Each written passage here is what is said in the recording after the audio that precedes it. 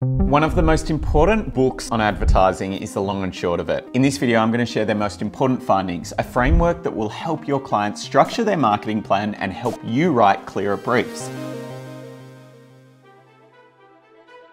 In 2013, Peter Field and Les Binet, affectionately known as the godfathers of advertising effectiveness, published the paper The Long and Short of It. It was based on research they had done, reviewing nearly 1,000 effectiveness case studies submitted to them by the IPA over many decades. The analysis helped answer some key questions like, how many objectives does an advertising campaign have? And what type of channels does an effective campaign run on? But perhaps their most important finding was the title of the book, a theory that there are fundamentally two types of advertising, long advertising and short advertising, otherwise known as brand building advertising and sales activation advertising. And these two types of advertising work in very different ways. Long-term brand building is about creating mental availability. It builds the perception of the brand, reinforces distinctive brand assets, builds associations to category entry points. Its goal is not necessarily to drive short-term sales today, but instead influence sales tomorrow and the next month and the next year. This work is most effective when it's broad-reaching, targeting all potential buyers, even the ones who aren't in the market right now. It's most effective when it uses emotion. For example, this classic ad Nike isn't designed to just sell shoes.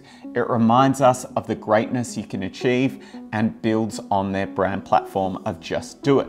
This is very different from the short-term sales activity. Here we're looking to use the brand equity that's been built up over the long term to drive immediate sales and direct response. This actively tends to be more effective when it's tightly targeted, usually aimed at warm leads and people in market. It tends to be persuasive and informative, although that doesn't mean boring and without creativity. An example of this is when Nike released their React Flyknit runners, focusing on the cushioning feature which allowed you to take bigger strides and therefore run faster. Short strategies drive an immediate sales response, but as you can see, its effect erodes quickly, almost entirely back to where it was, providing little long-term benefit. Long strategies take significantly longer to get going, but have the biggest upshot for the brand in the future. So which should you focus on? Well, like most things in advertising, the answer is both.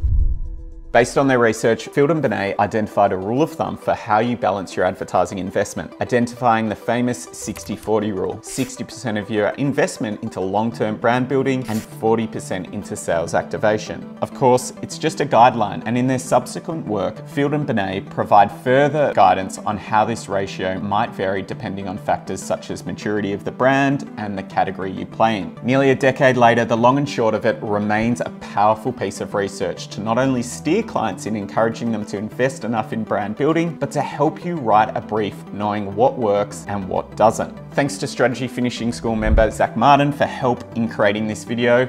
If you're interested in learning more about how advertising works, check out my summary of the Bible, How Brands Grow by Byron Sharp.